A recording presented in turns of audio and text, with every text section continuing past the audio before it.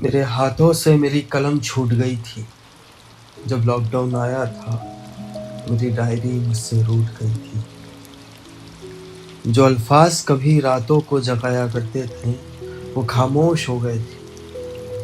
जो सपने कभी आंखों में जिंदा रहते थे, वो कहीं धीरे-धीरे सो गए थे। 2017 में एक छोटा सा सफर शुरू किया। सिर्फ जज्बात थे, न रिसोर्सेज थे, न रास्ते साफ थे। बस एक आवाज थी अंदर जो कहती थी, लिखते रहो, लिखते रहो। और एक पागलपन भी था। इंस्टाग्राम हो या फेसबुक, हर उस चेहरे को मैसेज करता था जिसे दुनिया सेलिब्रिटी कहती है। बस एक ही गुजारिश होती थी, मुझे एक प्लेटफॉर्म दे दो, मैं कुछ कर दिखाऊंगा। हर बार दिल यही कहता था, बस एक मौका मिल जाए, फिर दुनिया को बता दूंगा कि ख्वाब सिर्फ देखे नहीं जाते, पूरे भी किए जाते हैं। फिर एक दिन समझ आया, जिसे मैं ढूंढ रहा था वो इतना दूर था ही नहीं।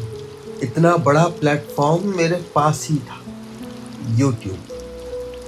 वहीं से सफर सच में शुरू हुआ था। मोबाइल नॉर्मल सा था, सेटअप भी सिंपल था, पर इरादे बहुत बड़े थे। 2018 आया, जिंदगी ने नया मोड़ लिया। कॉलेज, जिम्मेदारियां और वक्त ने हाथ छुड़ा लिया। मैं लिखता रहा पर पहले जैसा नहीं, मैं दिखता रहा पर अंदर से वैसा नहीं।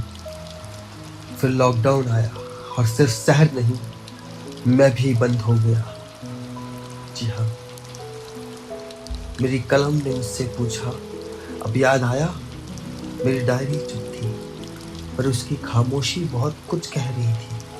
जैसे कह रही हो, तुमने हमें छोड़ा नहीं, तुम बस खुद से दूर हो गए थे।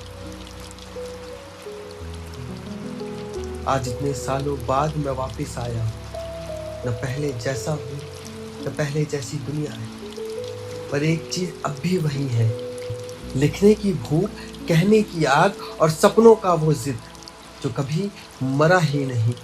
मैं वापस आया हूँ, सिर्फ वीडियोस बनाने नहीं, अपनी पहचान वापस लाने। मैं सिर्फ व्यूज के लिए नहीं, अपनी पहचान, अपनी आवाज और अपने ख्वाब वापस लाने आया हूँ। और तुम साथ हो अगर, तो ये सफर फिर से शुरू करते हैं, क्योंकि मेरी कलम अब मान गई है और इस बार मैं इसे फिर कभी रूठने नहीं दूंगा। मेरे हाथों से मेरी कलम छूट गई। जब लॉकडाउन आया था, मेरी डायरी मुझसे टूट गई थी।